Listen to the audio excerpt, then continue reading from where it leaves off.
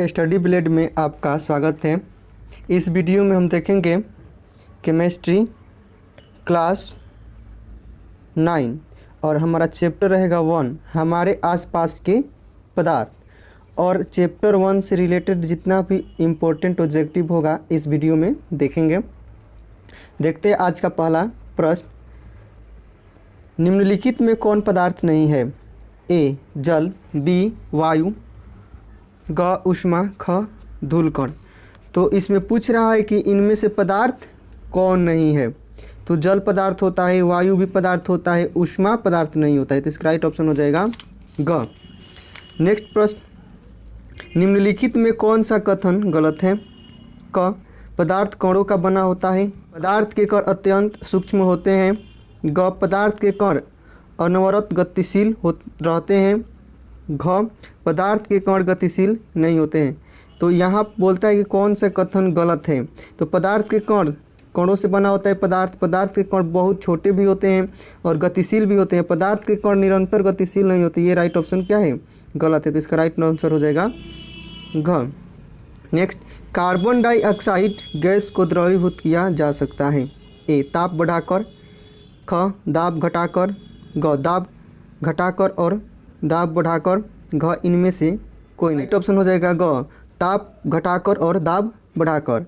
Next प्रश्न देखते हैं, वाष्पन का वेग निर्भर करता है। ए ताप पर, ख पृष्ठीय क्षेत्रफल पर, ग द्रव की प्रकृति पर, घ इनमें से कोई नहीं।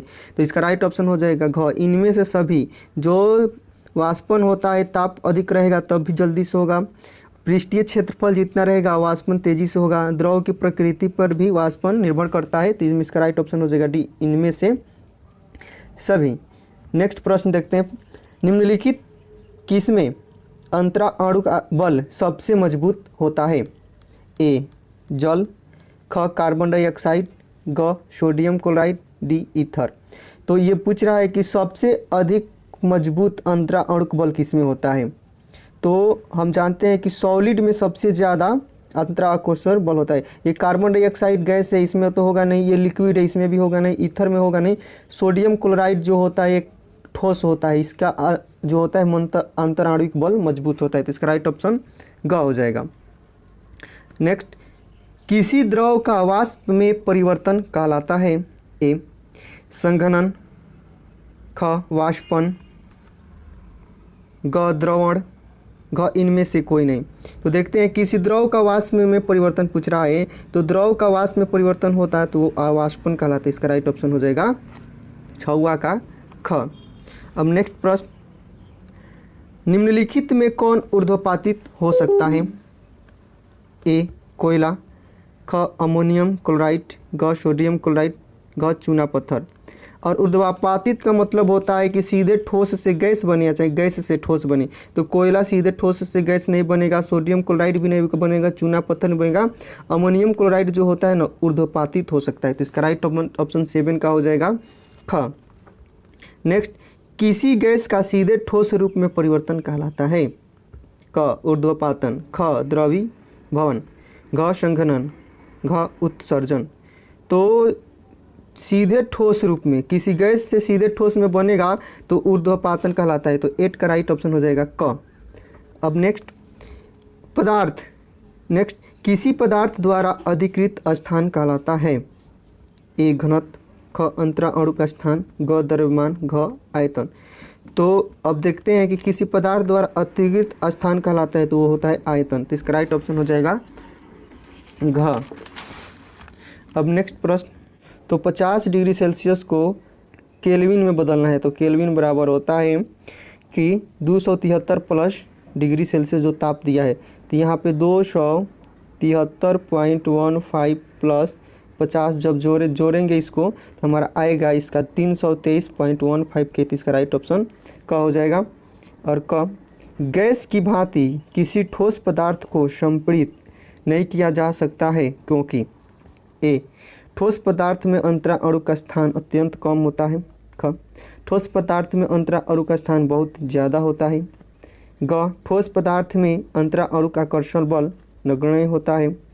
घ ठोस पदार्थ का घनत्व कम होता है। तो 11 का राइट ऑप्शन हो जाएगा क। क्यों क्यों क होगा? क्योंकि इसमें अंतरा अणु का स्थान ही नहीं रहेगा तो उसको हम संपीड़ित नहीं कर सकते हैं। नेक्स्ट, निम्नलिखित कथनों में गलत कथन कौन सा है? ए, किसी द्रव को संपीड़ित करना आसान होता है जबकि गैस को कठिन। ख, ठोस पदार्थ की आकृति और आयतन निश्चित होते हैं। ग, ठोस पदार्थ के कणों की गतिज ऊर्जा नगण्य होती है। घ, गैसों में विसरण का गुण पाया जाता है। तो इसका राइट ऑप्शन हो जाएगा ए, द्रव को संपीड़ित करना आसान होता है जबकि गैस को कठिन। ये जो है गलत कथन है और ये जो सभी सही आंसर था। तो 12 का राइट ऑप्शन हो जाएगा क। नेक्स्ट, जल, पेट्रोल, एल्कोहल और ईथर के वाष्पन के वेग का सही क्रम है। यह पूछ रहा है कि जल, पेट्रोल, एल्कोहल और ईथर को वाष्पन के घटते हुए क्रम में सजाइए। तो सबसे अधिक जिसका रहेगा वो पहले रहेगा। तो हम जानते हैं कि ईथर का घन वाष्पन सबसे पहले होगा, उसके बाद पेट्रोल का होगा, उसके बाद एल्कोहल का, उसके बाद जल का होगा। तो इसका राइट ऑप्शन हो जाएगा 13 का ख, यानी कि ईथर सबसे पहले वाष्पन होगा, उसके बाद पेट्रोल, उसके बाद एल्कोहल, उसके बाद जल। नेक्स्ट, वाष्पन के संबंध में निम्नलिखित कथन में सही कथन कौन सा है? ए, द्रव का ताप कम हो जाता है, द्रव का ताप बढ़ जाता है, द्रव का ताप अपरिवर्तित रहता है। घ, इनमें से कोई नहीं। तो 14 का राइट ऑप्शन हो जाएगा क, द्रव का ताप कम हो जाता है। जब भी वाष्पन होगा तो उसे ठंडक महसूस होता है, यानी उसका टेम्परेचर कम हो गया है इसलिए। नेक्स्ट, किसी ठोस पदार्थ के द्रवणांक और उसके द्रव रूप के हिमांक होते हैं। भिन्न भिन्न, एक ही, थोड़ा भिन्न, सभी असत्य हैं। तो 15 का राइट ऑप्शन हो जाएगा ख, एक ही होते हैं। उसका द्रवणांक, किसी ठोस पदार्थ का द्रवणांक और उसका हिमांक एक ही प्रकार का, यानी एक ही होता है, टेम्परेचर में हो या चाहे सेल्सियस में हो। और नेक्स्ट प्रश्न देखते हैं, क्वथनांक पर द्रव के 1 kg को गैस के परिवर्तन होने पर जितनी ऊष्मा का अवशोषण होता है उसे कहते हैं द्रवण की गुप्त ऊष्मा, द्रव की गुप्त ऊष्मा, वाष्पन की गुप्त ऊष्मा, विशिष्ट ऊष्मा। तो ये प्रश्न में पूछता है 1 kg द्रव को गैस में, तो गैस यानी वाष्पन बनेगा, तो वाष्पन की गुप्त ऊष्मा। इसका राइट ऑप्शन ग हो जाएगा। नेक्स्ट, ठोस बर्फ के एक टुकड़े को गर्म करने पर वह पिघलने लगता है और ताप क, स्थिर रहता है, ख, बढ़ता है, ग, घटता है। ग, पहले बढ़ता है फिर घटता है। तो 17 का राइट ऑप्शन हो जाएगा क, स्थिर रहता है। जब ठोस बर्फ के टुकड़े को गर्म करते हैं तो पिघलता है, तो उसका ताप स्थिर रहता है। नेक्स्ट, किसी द्रव पर दाब बढ़ाने पर उसका क्वथनांक, यानी द्रव पर जब हम दाब प्रेशर डालेंगे तो जितना प्रेशर होगा उतना लेट से वो जल उबलेगा, यानी कि उसका क्वथनांक क्या होता है? बढ़ जाता है। तो इसका राइट ऑप्शन हो जाएगा ख, यानी कि 18 का राइट ऑप्शन ख। नेक्स्ट, वह प्रक्रिया जिसमें 2 या अधिक गैसें परस्पर घुल मिल जाती है कहलाती है ए, संश्लेषण, ख, विसरण, ग, परिसरण, इनमें से कोई नहीं। तो गैसों को परस्पर घुलना मिलना ही विसरण कहलाता है। तो इसका राइट ऑप्शन हो जाएगा ख। नेक्स्ट, 293 केल्विन ताप सेल्सियस में कितना होगा? तो 293 है केल्विन, तो 293 में से 273 घटा लीजिए तो इसका 20 आंसर आएगा। तो इसका राइट ऑप्शन हो जाएगा घ, 20 का घ। नेक्स्ट, निम्नलिखित में किस विधि द्वारा कपूर को शुद्ध रूप में प्राप्त किया जा सकता है? ए, श्रवण विधि, ख, वाष्पन विधि, ग, छानन विधि, घ, ऊर्ध्वपातन विधि। तो 21 का राइट ऑप्शन हो जाएगा घ, ऊर्ध्वपातन विधि द्वारा किया जाता है। नेक्स्ट, एलपीजी को रसोई बनाने के लिए किस रूप में इस्तेमाल किया जाता है? क, ठोस रूप में, ख, गैस रूप में, ग, संपीड़ित द्रव रूप में, घ, बोस आइंस्टीन कंडेंसेट के रूप में। तो एलपीजी होता है ना, तो रसोई घर में संपीड़ित द्रव के रूप में उपयोग होता है। इसका राइट ऑप्शन हो जाएगा ग। जो गैस होता है उसको द्रव रूप में बदल दिया जाता है। तो 22 का राइट ऑप्शन ग हो गया। नेक्स्ट, अमोनिया गैस से भरे एक बोतल का मुंह खोल देने पर उसकी गंध कमरे के दूसरे कोने में बैठे एक छात्र द्वारा तुरंत महक जाती है, ऐसा किस प्रक्रिया द्वारा होता है? ए श्वसन प्रक्रिया द्वारा, ख व्यासवर्धन प्रक्रिया द्वारा, ग विसरण प्रक्रिया द्वारा, घ परिसरण प्रक्रिया द्वारा। तो जो होता है ये जो एक जगह से पूरे रूम में गैस फैल जाता है ये विसरण के द्वारा होता है। तो 23 का राइट ऑप्शन हो जाएगा ग विसरण प्रक्रिया। अब नेक्स्ट प्रश्न, किसी पदार्थ के इकाई आयतन का द्रव्यमान कहलाता है?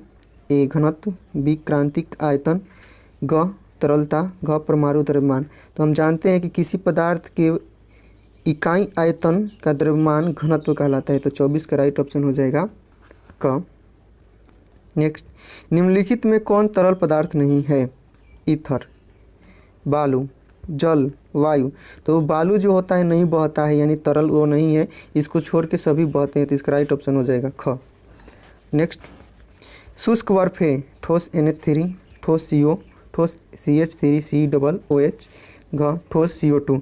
तो ठोस CO2 को ही शुष्क बर्फ कहते हैं। तो इसका राइट ऑप्शन हो जाएगा घ।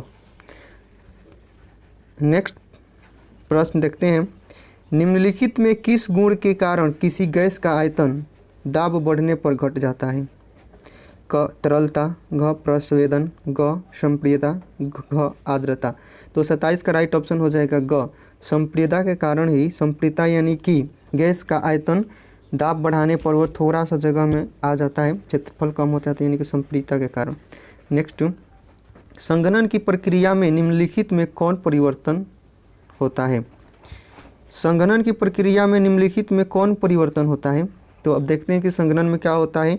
द्रव से वाष्प बनता है, वाष्प से ठोस बनता है, ठोस से द्रव बनता है, वाष्प से द्रव बनता है।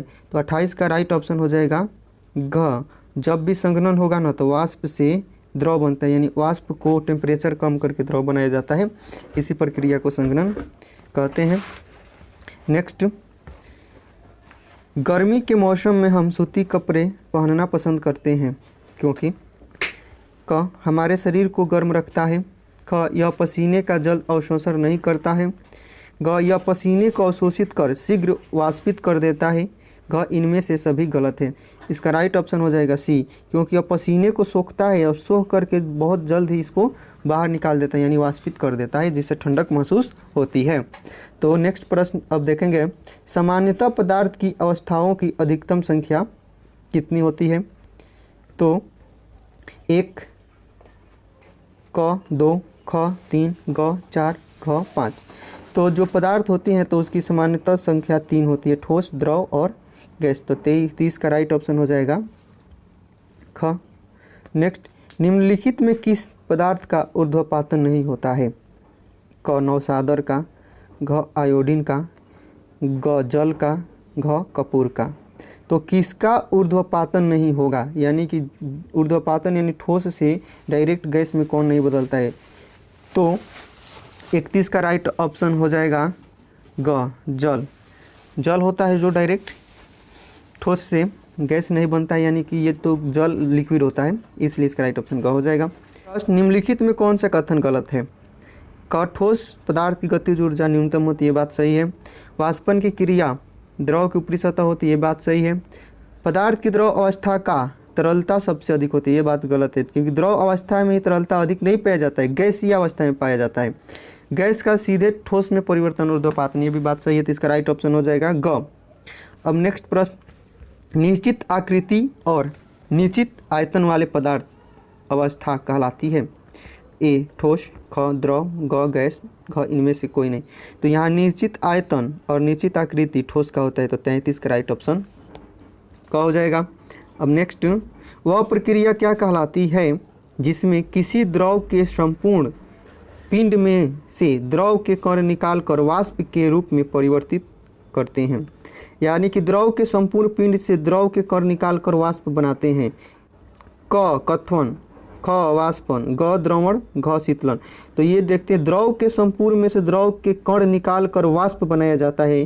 तो वाष्प कब बनता है? जब कथन होता है। तो 34 का राइट ऑप्शन हो जाएगा क जब कथनांक हो जाएगा यानी कथन कोणांक हो जाएगा ना, तभी वो संपूर्ण पिंड द्रव से निकल कर वाष्प बनता है। नेक्स्ट, बर्फ का घनत्व जल के घनत्व से होता है। क अधिक, ख कम, ग दोनों एक समान, घ इनमें से कोई नहीं। बर्फ का घनत्व जो होता है ना वो जल से कम होता है, तो इसका राइट ऑप्शन हो जाएगा 35 का ग।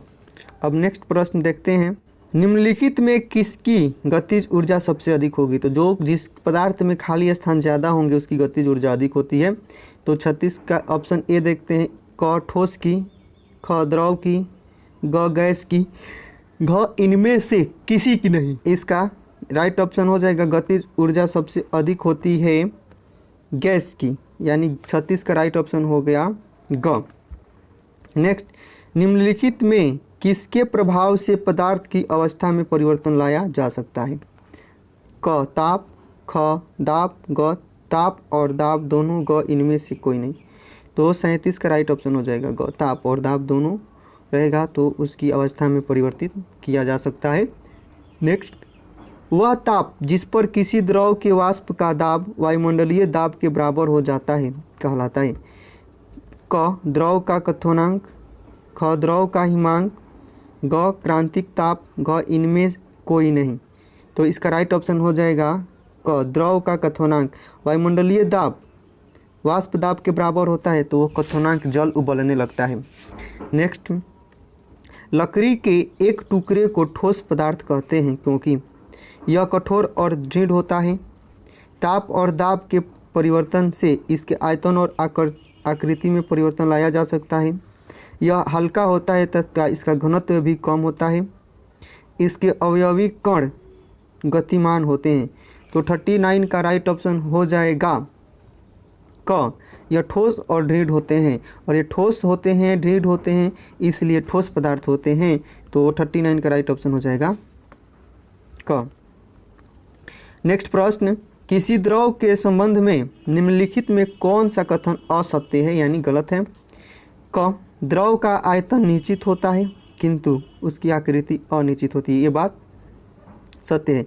द्रव में बहाव का गुण नहीं पाया जाता है, द्रव में विसरण का गुण नहीं पाया जाता है, ताप बढ़ने से द्रव का घनत्व बढ़ जाता है। तो ये सभी ऑप्शन क्या है? गलत है। इसका राइट ऑप्शन हो जाएगा 40 का क, द्रव का आयतन निश्चित होता है किंतु आकृति अनिश्चित होता है। नेक्स्ट प्रश्न, निम्नलिखित कौन सा कथन पदार्थ की गुण से मेल नहीं खाता है? क पदार्थ के कण अनवरत गतिमान रहते हैं। ख ताप बढ़ने पर पदार्थ के कणों का गमन तेज हो जाता है। ग सभी पदार्थों की गतिज ऊर्जा एक समान होती है। घ इनमें सभी गलत हैं। तो कौन सा कथन पदार्थ के गुणों से मेल नहीं खाता है? तो ये तो बात सही है कि पदार्थ के कण निरंतर गतिशील होते हैं, ये बात सही है। ताप बढ़ने से पदार्थ के कण, ये भी सही है। सभी पदार्थों की गतिज ऊर्जा एक समान नहीं होती, तो इसका राइट ऑप्शन हो जाएगा ग, गतिज ऊर्जा सभी नहीं होती एक समान। का ठोस का अलग होगा, गैस का अलग होगा, द्रव का अलग होता है। नेक्स्ट, किसी द्रव का वाष्पन होता है क द्रव के कथनांक पर, द्रव के कथनांक से कम ताप पर, सभी तापों पर, एक निश्चित ताप पर। तो जब द्रव के कथनांक से कम ताप पर उसको गर्म करेंगे तो वाष्पन होगा, और इसी को कहते हैं द्रव के कथनांक से कम ताप वाष्पन होना। नेक्स्ट, निम्नलिखित में किसमें लेने से द्रव का वाष्पन तेजी हो जाता है? क कोणीय फ्लास्क, ग परखनली, ग बोतल, घ थाली। तो हम जानते हैं कि क्षेत्रफल बर्तन का जितना ज़्यादा होगा उतना जल्दी ऊर्ध्वपातन वाष्पन होगा, तो इसका राइट ऑप्शन हो जाएगा घ, थाली। थाली में सरफेस ज़्यादा होगा इसलिए इसका राइट ऑप्शन घ, थाली होगा। अब नेक्स्ट, पदार्थ की वह अवस्था क्या कहलाती है जिसमें पदार्थ की आकृति और आयतन दोनों ही अनिश्चित होते हैं? क ठोस, घ द्रव, ग गैस, इनमें से कोई नहीं। तो इसका राइट ऑप्शन हो जाएगा ग, गैस, क्योंकि इसका आयतन और आकृति दोनों अनिश्चित होती है। तो अब नेक्स्ट, जलीय जीव जंतु तथा पौधे निम्नलिखित किन गैसों का उपयोग करके जीवित रहते हैं? क ऑक्सीजन, हाइड्रोजन और नाइट्रोजन, घ हाइड्रोजन, कार्बन डाइऑक्साइड और नाइट्रोजन, ग ऑक्सीजन और कार्बन डाइऑक्साइड, घ इनमें से सभी गलत। तो कोई भी जलीय जीव होता है ना ऑक्सीजन और कार्बन डाइऑक्साइड लेता है, तो इसका राइट ऑप्शन ग हो जाएगा। नेक्स्ट, बर्तन की दीवारों के प्रति इकाई क्षेत्रफल पर गैस के कण द्वारा आरोपित बल कहलाता है। गैस का घनत्व, ख अंतराणुक आकर्षण बल, ग गैस का द्रव्यमान, घ गैस का दाब। तो 46 का राइट ऑप्शन हो जाएगा घ गैस का दाब। नेक्स्ट, प्लाज्मा अवस्था में पदार्थ निम्नलिखित रूप में रहता है। क आयनीकृत गैस के रूप में, ख परमाणुओं के रूप में, ग आयनीकृत अणुओं के रूप में, घ उदासीन के रूप में। तो प्लाज्मा अवस्था में ना आयनीकृत गैस के रूप में रहता है, तो इसका राइट ऑप्शन 47 का क हो जाएगा। अब नेक्स्ट प्रश्न देखते हैं, हमारा है निम्नलिखित में किस ताप पर जल द्रव अवस्था में रहता है। क 15 डिग्री सेल्सियस, ख 0 डिग्री सेल्सियस, ग -15 डिग्री सेल्सियस, घ 100 डिग्री सेल्सियस। तो ये 100 डिग्री सेल्सियस पर जल उबलने लगेगा, माइनस में बर्फ़ रहेगा, ठोस में रहेगा, 0 डिग्री पर भी ठोस रहेगा। तो ये द्रव अवस्था में 15 डिग्री सेल्सियस पे रहेगा, तो इसका राइट ऑप्शन हो जाएगा क। नेक्स्ट, निम्नलिखित में किसमें अंतराणुक स्थान सबसे अधिक रहता है। जो ज़्यादा गैस रहेगा उसमें अधिक अंतराणु का स्थान रहता है। तो ये देखिएगा, सिलिका एक सॉलिड है, इसमें अंतराणु का स्थान नहीं रहेगा। जल में भी अंतराणु का स्थान नहीं रहेगा, लिक्विड है। पेट्रोल में भी उतना ज़्यादा नहीं रहेगा, लेकिन नाइट्रोजन एक गैस होता है और इसमें खाली स्थान ज़्यादा होता है, तो राइट ऑप्शन इसका घ हो जाएगा। नेक्स्ट, निम्नलिखित में कौन पदार्थ नहीं है। क टेबल, घ बादाम, ग ताप, घ ओजोन। तो यहाँ पे देखिए जो टेम्परेचर होता है ना, इसका वजन नहीं होता है, इसको जोख नहीं सकते हैं, इसका टेम्परेचर ताप इसका राइट ऑप्शन हो जाएगा। इसका द्रव्यमान नहीं होता है। नेक्स्ट, एक तैराक तालाब में जल को चीरकर आगे बढ़ता है, पदार्थ के किस गुण के कारण वह ऐसा कर पाता है। क जल का घनत्व, घ जल के मध्य अंतराणुक आकर्षण बल, ग जल के अणुओं की गतिशील होना, घ जल का दाब। तो जब तैराक होता है ना, जो पदार्थ को चीर कर आगे बढ़ता है तो उससे अंतरा आकर्षण अणु बल का बोध होता है, यानी कि उसमें कमज़ोर बल होता है, तो इसका राइट ऑप्शन ख हो जाएगा। और नेक्स्ट, एक प्रणाली में थोड़ा जल लेकर उसमें अल्प मात्रा में चीनी मिला देने पर भी जल की ऊपरी स्तर अपरिवर्तित रहती है, इसका कारण है। ये बोल रहा है ना कि जल है, जल में आप चीनी थोड़ी मिलाइएगा तो पानी जो होता है उतना ही रहता है ग्लास में, ऊपर नहीं जाता है। इसका कारण क्या है। क जल अणुओं के मध्य अंतराणु का स्थान, ख जल का घनत्व, ग जल का दाब, घ जल का आयतन। 52 का राइट ऑप्शन हो जाएगा अंतराणु आकर्षण स्थान। ये हमारा चैप्टर कंप्लीट हुआ। अगले चैप्टर में देखेंगे पार्ट 2 क्लास 9, क्या हमारे आसपास के पदार्थ शुद्ध हैं। वीडियो को लाइक शेयर सब्सक्राइब ज़रूर करें और कमेंट में ज़रूर लिखें। थैंक्स।